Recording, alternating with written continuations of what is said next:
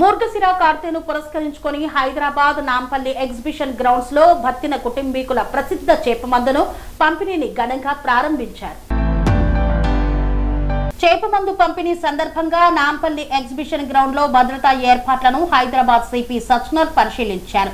Queue లైన్లు, కౌంటర్లు, mini command control centre పనితీరును పరిశీలించారు. సిపితో పాటు joint CP Tafsil Iqbal, traffic joint సిన్ Joel Davis, Golconda DCP Chandramohan ఉన్నారు. ఇప్పటికే నాంపల్లి ఎగ్జిబిషన్ గ్రౌండ్ లో చేపమందు భక్తులు వేలాదిగా తరలి వస్తున్నారు. దీంతో నాంపల్లి మెట్రో పరిసర ప్రాంతాల్లో భారీగా ట్రాఫిక్ జామ్ ఏర్పడింది.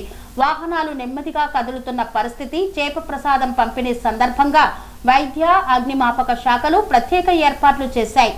నాంపల్లి ఎగ్జిబిషన్ గ్రౌండ్ లో చేప ప్రసాదం పంపిణీ కొనసాగుతోంది. సోమవారం రాత్రి 9 గంటల నుండి చేప ప్రసాదం పంపిణీ ప్రారంభమైంది. ఫిషరీస్ డిపార్ట్మెంట్ మొత్తం 3 లక్షల చేప పిల్లలను సిద్ధం చేసింది.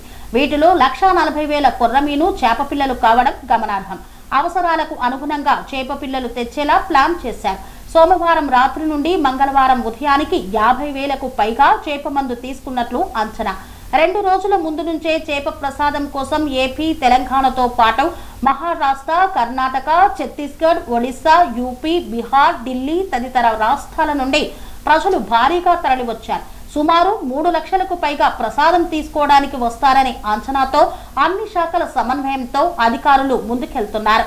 మూర్గశిర కార్తె సందర్భంగా అస్తమా బాధితులకు 100 ఏళ్ల నుండి అందజేస్తున్న చేపమందు ప్రసాదం పంపిణీ నాంపల్లి ఎగ్జిబిషన్ గ్రౌండ్స్ లో సోమవారం రాత్రి 8:45 ప్రారంభమైంది.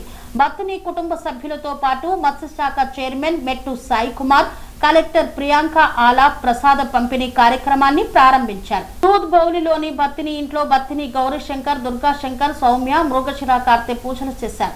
అనంతరం ఆచారం ప్రకారం 11 మందికి చేపమందు వేసి నాంపల్లి ఎగ్జిబిషన్ భారీ పోలీస్ బందోబస్తు మధ్య చేపమందును తరలించారు. ప్రతి ఏటా మాదిరిగానే 2 తెలుగు రాష్ట్రాలతో పాటు ఇతర రాష్ట్రాల నుండి కూడా అస్తమా బాధితులు తరలివచ్చారు. గ్రౌండ్స్ ప్రధాన ప్రవేశ ద్వారం వద్ద 16 కౌంటర్లలో టోకెన్లు జారీ చేశారు. రాత్రి 7 గంటల వరకు సుమారు 50,000 మంది టోకెన్లు పొందినట్లు అధికారులు తెలిపారు. 35 కౌంటర్లలో ప్రసాదం పంపిణీ జరుగుతుండగా వీఐపీల కోసం 4 కౌంటర్లను ఏర్పాటు చేశారు. సోమవారం రాత్రి వరకే సుమారు 30,000 మంది క్యూలో ఉన్నారు.